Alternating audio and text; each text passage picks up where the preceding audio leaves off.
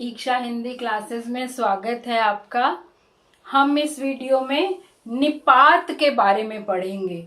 निपात जो शब्द सुनने में बहुत कम आता है, लेकिन निपात शब्दों का प्रयोग हम बहुत अधिक करते हैं बिना इसकी जानकारी के कि ये क्या है। तो आज हम निपात के बारे में पढ़ेंगे। जैसे हमने अविकारी शब्दों को पढ़ा है, अविकारी या अव्यय 4 प्रकार के हैं: क्रिया विशेषण, समुच्चय बोधक, संबंध बोधक और विस्मयादि बोधक।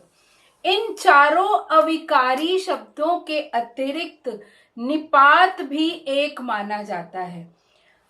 कुछ लोग निपात को अविकारी शब्द का एक भेद मानते हैं, यानी 4 अव्यय जो मैंने नाम बताए वो और उनके अलावा एक निपात, तो 5 हो गए। कुछ इसे स्वतंत्र रूप में अव्यय मानते हैं। है ये अव्यय ही, क्योंकि अव्यय आप जानते हो, अव्यय या अविकारी जो कभी जिसका परिवर्तन नहीं होता, जिसमें परिवर्तन नहीं आता है, जो चेंज नहीं होता, हमेशा उसी रूप में रहता है। तो हम स्वतंत्र रूप से निपात को पढ़ेंगे, अलग विषय बनाकर निपात को पढ़ेंगे। तो निपात क्या है मैं ये आपको बता देती हूँ।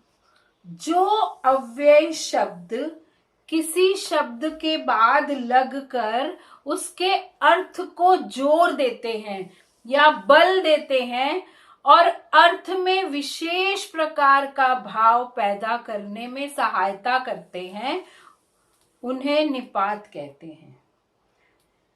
तो हमने क्या जाना कि ये अर्थ को विशेष बल, विशेष भाव देते हैं।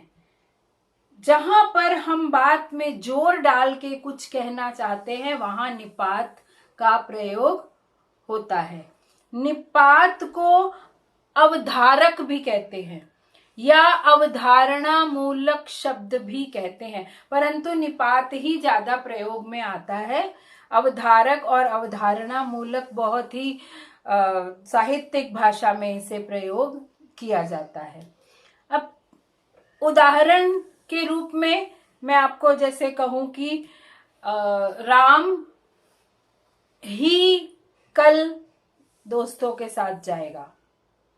अब कोई कह रहा है कि राम ही कल दोस्तों के साथ जाएगा, तो ये जो ही एक लग गया, उससे इस बात पर बल पड़ता है कि केवल राम जाएगा और कोई नहीं जाएगा। तो इसमें ही जो है वो बल डाल रहा है और ही निपात का काम कर रहा है।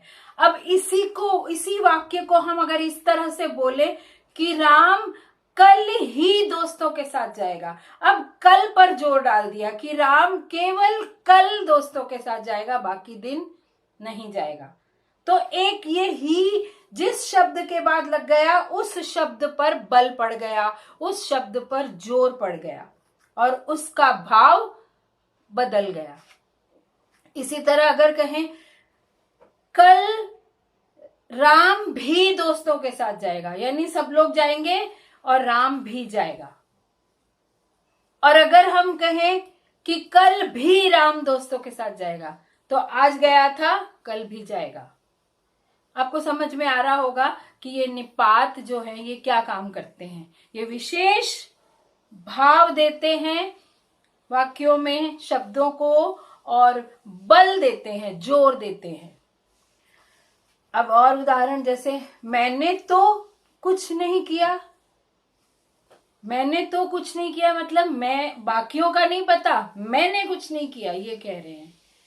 फिर इसे तो बच्चे तक जानते हैं या इसे बच्चे तक जानते हैं।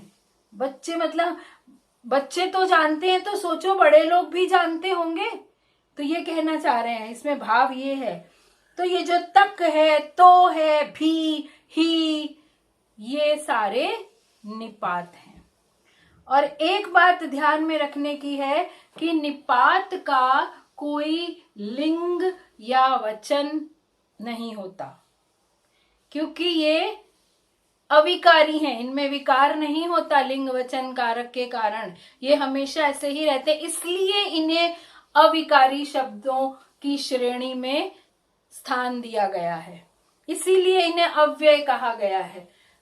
तो निपात आपको स्पष्ट हो गया होगा क्या है। अब मैं आपको और उदाहरण बताती हूं। उसने मेरी तरफ देखा तक नहीं, तो यहां पर उसने मेरी तरफ देखा नहीं अगर हम कहें, और उसने मेरी तरफ देखा तक नहीं, इसमें आपको अंतर स्पष्ट आ रहा होगा कि मेरी तरफ देखा तक नहीं तो मुझे बात करना तो दूर की बात ही समझो, देखा तक नहीं। तो यहां समझ में आ रहा है, पिताजी के आने भर की देर थी हम चुप हो गए।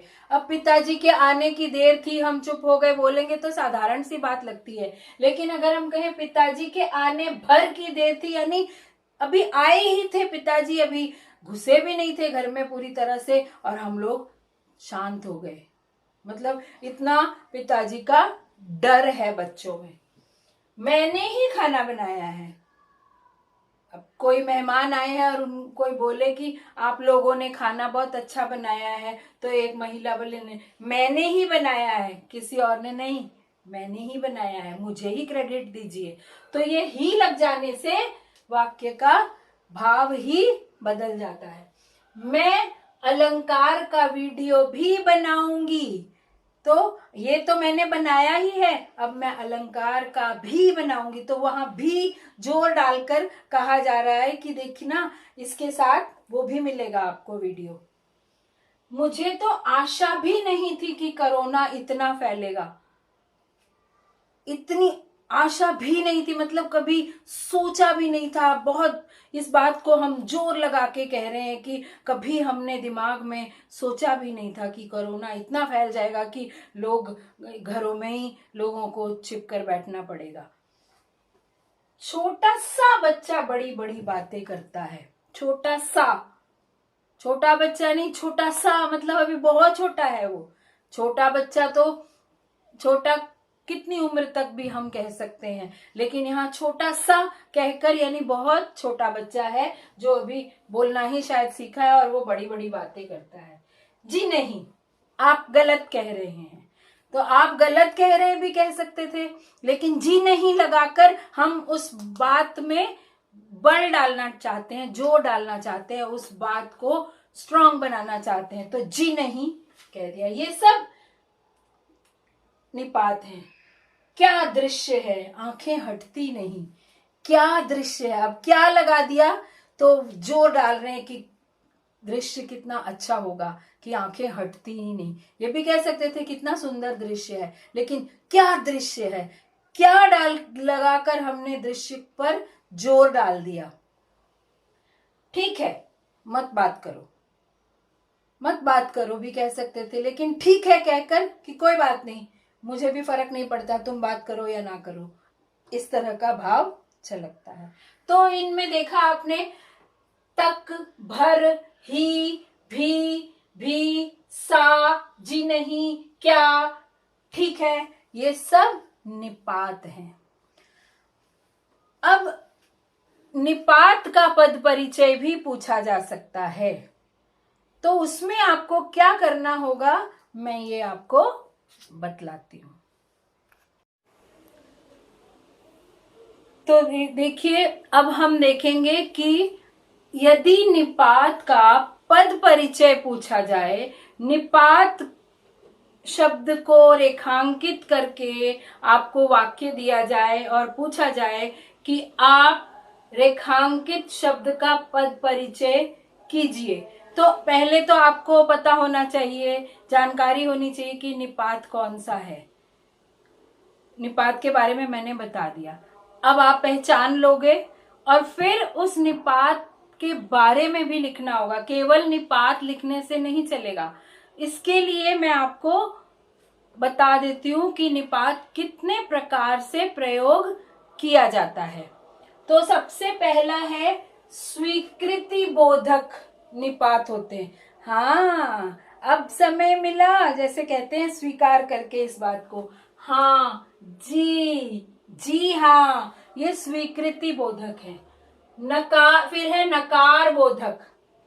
जी नहीं, ऐसी बात नहीं है, इस तरह कहते हैं ना, तो वो नकार बोधक है, यानी हम मान नहीं रहे हैं बात को। नहीं, इस तरह जोर से कहते, नहीं मैं घर पर ही थी। फिर है निषेध बोधक। मत करो, मत याद करो, मत खाओ, भूखे रहो। तो इस तरह से हम निषेध करते हैं कि मत करो, चाहे वो व्यंग में करें, चाहे वो वास्तव में वैसे ही करें। प्रश्न बोधक। क्या बात करते हो, इस तरह से कहते हैं, क्या बात करते हो, क्या बोल रहे हो, तो वहां पर क्या जो है वो निपात है। विस्मय बोधक। अब ये देखिए, ये प्रश्न बोधक और विस्मय बोधक दोनों में क्या प्रयोग हो सकता है। एक में प्रश्न पूछा जाता है और एक में क्या दृश्य है, क्या बात है, वाह। तो वहां पर क्या विस्मय बोधक है और जहां पे प्रश्न है वहां प्रश्न बोधक है। तुलना बोधक, जो मैंने उदाहरण दिया था, छोटा सा बच्चा इतनी बड़ी बड़ी बातें करता है, सुंदर सा चांद दिख रहा है, तो वो सा वहां पर चांद को सुंदरता से मिला रहे हैं हम। फिर है अवधारणा बोधक, जिसका अर्थ है ग्रहण कर लेना। तो ठीक, करीब, लगभग, तकरीबन, जिसमें विचार भी आ सकता है, विचार कर लेना, धारण कर लेना। आदर बोधक। जी, जी, जी नहीं, जैसे कहते हैं ना, जी जी जी, तो वो निपात है।